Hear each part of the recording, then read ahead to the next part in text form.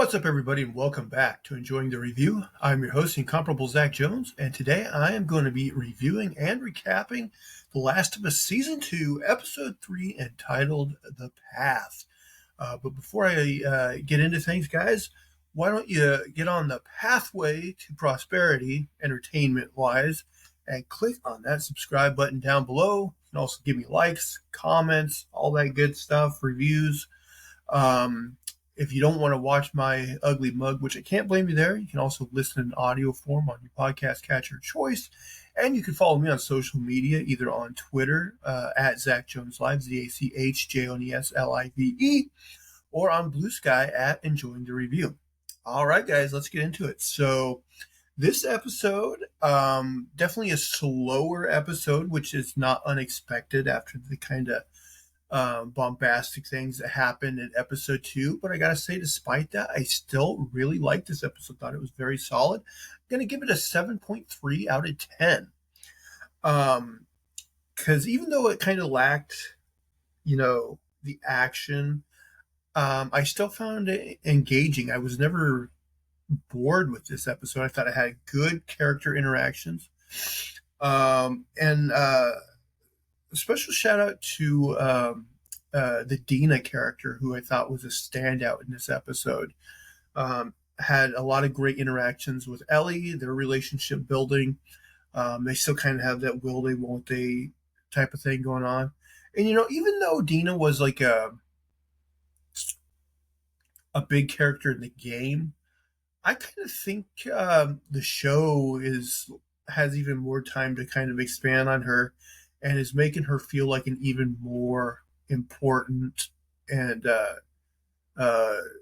layered character than the game did. So very interesting to see how they handle her going forward, and her interactions with Ellie. I think that's been certainly a highlight of this episode, and looking forward to their relationship developing more in the future.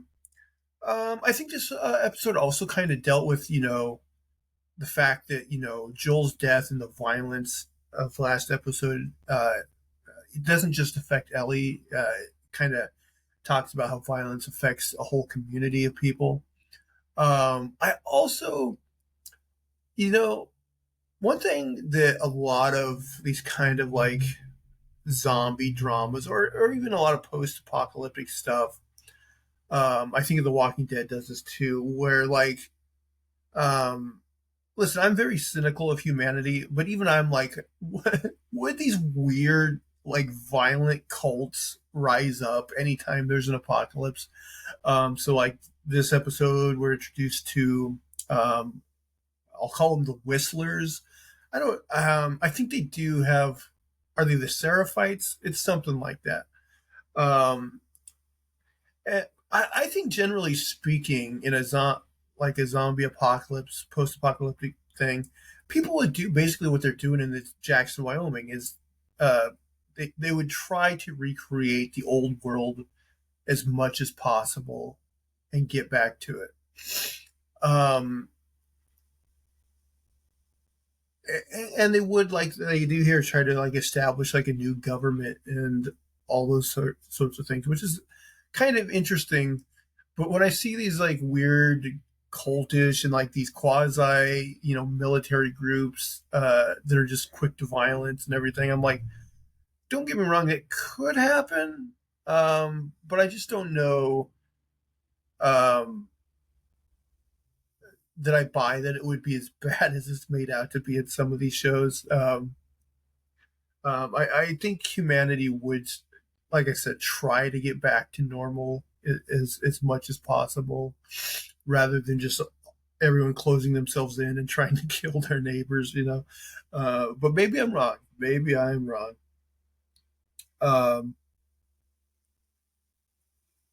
Trying to see what else.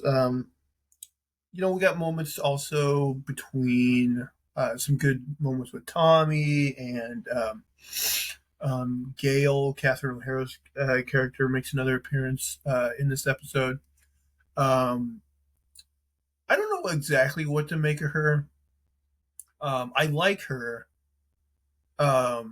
And I will say, as someone who's played the game, I'm glad we got a lot of dialogue kind of in this episode that was not in the game.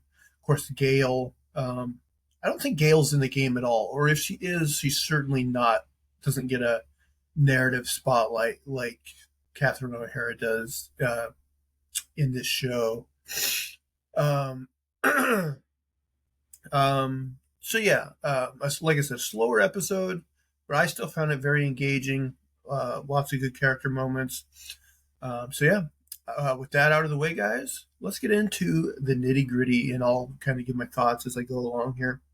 So when this episode starts out, Tommy views Joel's body, and he tells him, "Give Sarah his my love." So Sarah, Joel's blood daughter. But then as he's kind of like washing Joel's body, and the camera moves back, and we see they basically got a morgue there. They got a ton of bodies, other dead bodies in there from the attack on the city. Um, so Ellie wakes up in the hospital and screams, and she has a flashback to Abby killing Joel. So she's basically kind of got a PTSD thing going on here. So then we skip forward 3 months. So I guess it's springtime. The snow is gone, but the town is still in the middle of repairs. So Tommy and Jesse they're pounding in posts. They're shoveling stuff. Looks like they're putting in a new building. So we cut to Ellie back in the hospital. She gets cleared physically by the doctor, but before she can leave, they force her, much to her chagrin, to have a therapy appointment with Gail. So Ellie tells her about how she regrets not talking to Joel on the night after the dance. But she does say, and I think this is a healthy outlook, that your relationship with a person is more than the last moment you spent with them. It's the whole thing. But Gail mentions, that her relationship with Joel, like the last moment, did seem to be everything. And so she tells her about how he said he felt like he wronged her. But then when she prodded him about it, he just said he saved her. Ellie pretends that she does not know what Joel would have been talking about, but Gail can tell Ellie isn't telling the truth. I don't want to say too much here for maybe people who haven't played the game, but I suspect sometime in this season we're going to get a Pedro Pascal flashback where we find out what caused the rift between him and Ellie. That's all I'll say for now. So Ellie takes a trip to Joel's house, and at his fence, the townspeople made a shrine for him, a bunch of flowers, a bunch of notes to him, that sort of thing. So Ellie goes inside, and she finds Joel's gun in a shoebox, and so she takes that for herself. And we also get a dramatic scene where she kind of finds one of like his jackets or shirts in his closet, cries and holds it. And then Dina shows up at the house. And she gives her some cookies, which she says is a peace offering, because she knows what she tells Ellie is going to upset her. So she tells Ellie that apparently she went to visit her when she was in the hospital several times. But when she visited her in the hospital, she told her, I think she lied to her. She told her that she, didn't have much information about the people who killed Joel. Well, now she says, actually, that was a lie. I do know the names of most of the people in that group that killed Joel, as well as where they are from. So she tells her all the names she remembers. I remember, I think Manny, Owen, some other woman's name, and Abby. And she says that she saw the WLF logo on one of them's backpack. And she says back in the day, Eugene told her about the WLF, and that it stands for Washington Liberation Front, and that they operate out of Seattle. Um, Again, I don't know if all these like specialized militias with their own like logos and stuff uh, would pop up, and also like at the very end of this episode, like we'll see a platoon of WLF soldiers, and the guy's wearing a helmet that has like the perfect like WLF logo on it, and I'm like, if the WLF wasn't a thing pre zombie apocalypse, like who's taking the time to put the like make this like fancy logo and put it on all their gear and that kind of stuff? I'm like, I don't know, would they actually do that? um so Ellie and Dina go to Tommy and see if he's on board to go help. And he says he's gonna bring it to the town council and see if they approve of sending a posse to avenge Joel. Okay. So now we are introduced. I referenced these guys earlier to that cultist group of whistlers. Again, I think they're called the Seraphites. They live in the Seattle area, and they all cut scars into their faces. And this includes a man and his young redheaded daughter. And so they're talking, and we find out in their discussion that they obey the teachings of a dead female prophet who's been dead like 10 years. Now, here's the thing. I know there would still be religious people in a zombie apocalypse and would probably interpret the zombie apocalypse as part of whatever their holy scripture is. But I just don't know if weird groups like this specifically would pop up. Again, I'm cynical about humanity, but I just don't know uh, if this is realistic. I guess they're interesting. I gotta say though, as someone who played the games, I don't really remember like what these guys' gimmicks were. Like, I just remember like they're always after you, so you got to put them down. But it seems like they have like they're feuding with the WLF, and if that's in the game, like I don't remember the details on that. So maybe we'll find out a little bit more about that. But anyway, all of a sudden, they get a whistle from one of their own to take cover. And the little girl's like, "Who is it, Daddy? Is it the monsters?" And he says, "It's the wolves," referring to the WLF members. Next, we get a scene where Ellie, she's doing her boxing training with Jesse. And we find out that Jesse is now part of the town council, but he will not discuss the upcoming vote with Ellie because they have a rule against that. He was not willing to break it. He gives her some advice, though. He tells her to write down her thoughts and think about them so she does not come off as angry at the town meeting. Because he says people will not vote for angry. So, speaking of which, we cut to that town meeting. A woman at the town meeting says she cannot support sending 16 of their best to Seattle and leave themselves vulnerable to another attack against the city. Which, I think is a valid concern. They just had this big attack against the city, and if they send that many men, they're definitely, leaving themselves open to an attack. Another man at the meeting gets up and he says that they should forgive and forget. He says that their mercy is what separates them from the Raiders.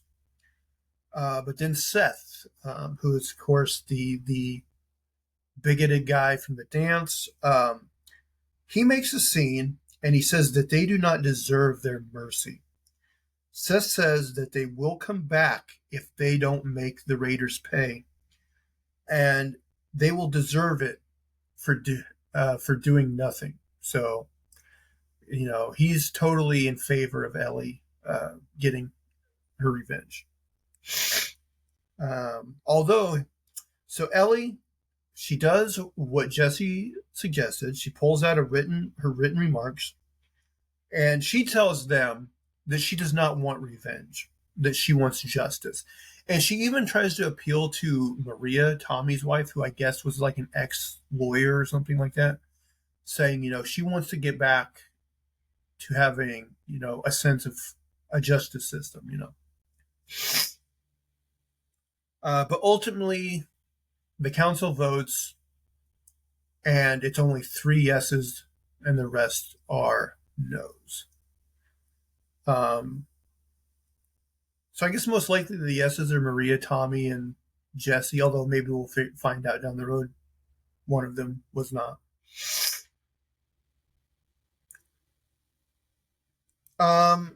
So Gail is visited by Tommy while drinking beer and watching a Little League game. That's another part of her character. She's always drinking and getting high on weed. Although at this point, this far into the zombie apocalypse, they must have somebody making beer. Maybe she even mentioned that, who she gets it from, but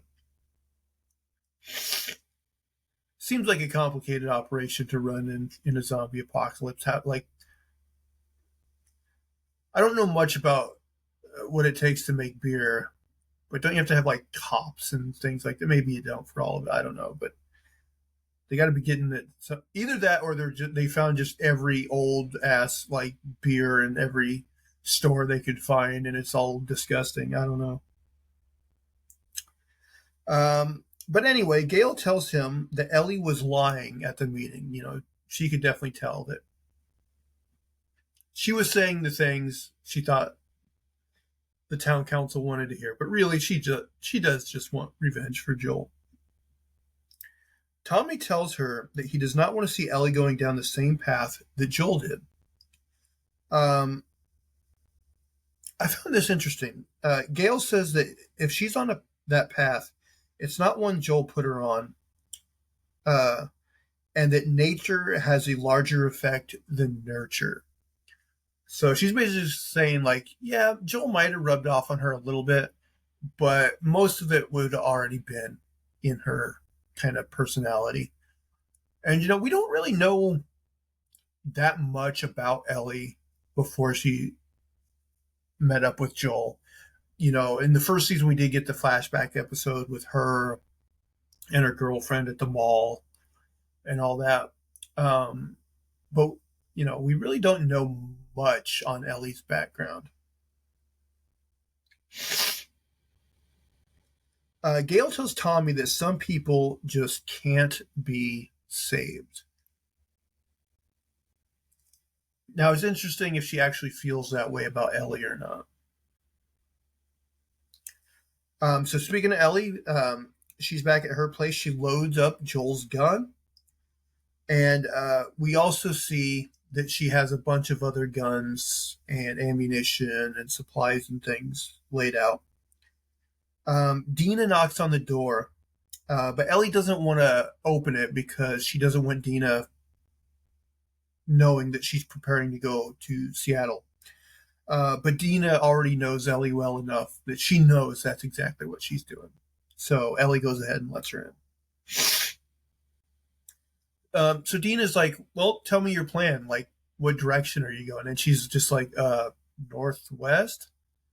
And so Dina's like, come here. And so she busts out a map and says, this is the path we take. We stick to the forest. We avoid the highways, that sort of thing. And she also has detailed plans about these are the supplies we take. We only take one horse to, limit resources, that sort of thing. So I thought this was where Dina really came into her own as a character, and kind of showed her worth and made her stand out more. Where you go, oh, okay, this character's uh, you know more interesting, maybe. Not that she was a boring character or anything, but you go, oh, okay, there's more to this character, and it seems like we're going to get much more invested in her. Um, so she tells Ellie to meet her by the certain gate at 3 a.m. and they'll go. And she says she has a kind of a secret person helping her. So Ellie shows up at the gate, and that secret person ends up being Seth. Um, and he ends up giving Ellie a better rifle with a scope on it than the one she has. And I think he also convinced the woman who manages the stable to give them her horse because she's also kind of in on their plan. So he opens the gate and they go out. On their way out of town, Ellie visits Joel's grave. And there was when they talked to Tommy earlier, he did mention that, hey, we buried the bodies like 10 miles from here or whatever he said. So she kind of had an idea where they were. So next we get kind of a montage of them traveling on horseback towards Seattle until finally there's a rainstorm, so they set up a tent for the night. And so they kind of have a cutesy kind of interaction here where Dina asks her, to rate her kiss that they had the other night. And she says Ellie says it's a 6 out of 10. And so Dina's like, there's no way it was that bad. Like, I don't believe you. And, they mention how, like, Ellie was drunk and she was high or whatever. And then at the very end, Dina says, I wasn't that high. So they're definitely like setting up, that there's going to be more romance between these two characters. But it was a nice scene. I think they also mentioned Jesse. Like Dina mentions that she already went back to Jesse once after they had their kiss or whatever.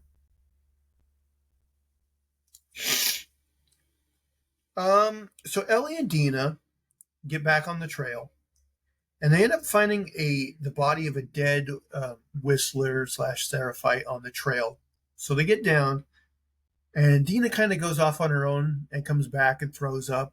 And so Ellie goes to investigate, and we find out that entire squad of Seraphites we saw earlier, including the man and his young redheaded girl, were completely wiped out by the WLF. So now now they feel like they have even more reason to go after Abby's group since they're this violent and committing, this heinous amount of violence.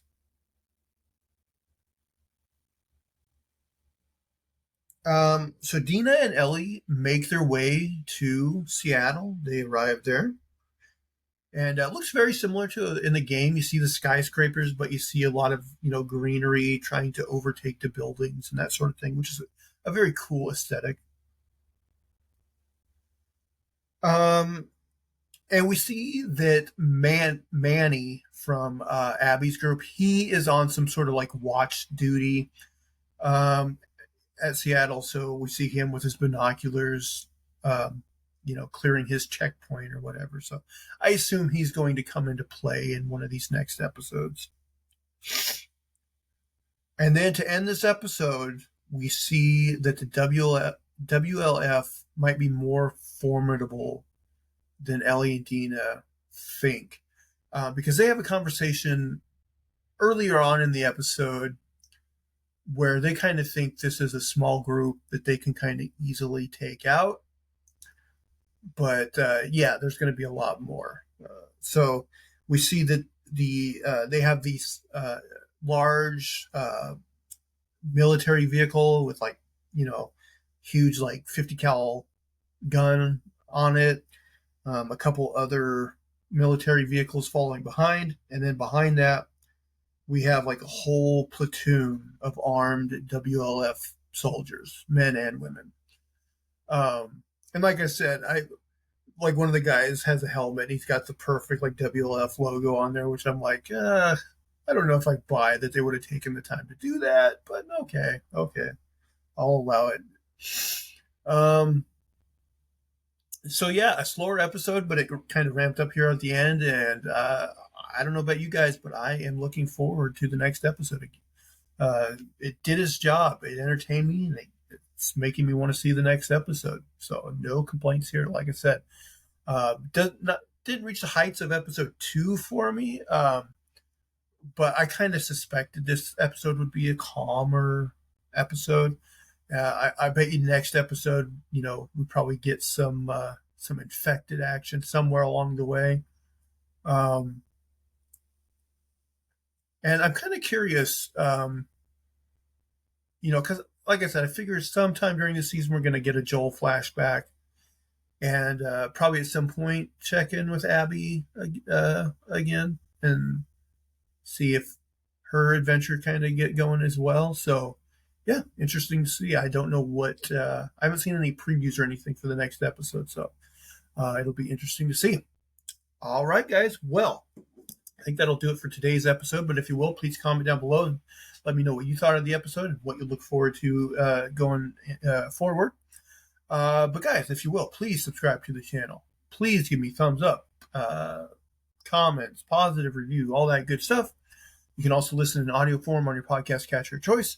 And you can follow me on social media, either on Twitter at Zach Jones Live, ZachJonesLive, or on Blue Sky at Enjoying the Review. But guys, until next time, I hope you're enjoying the review. Bye, guys.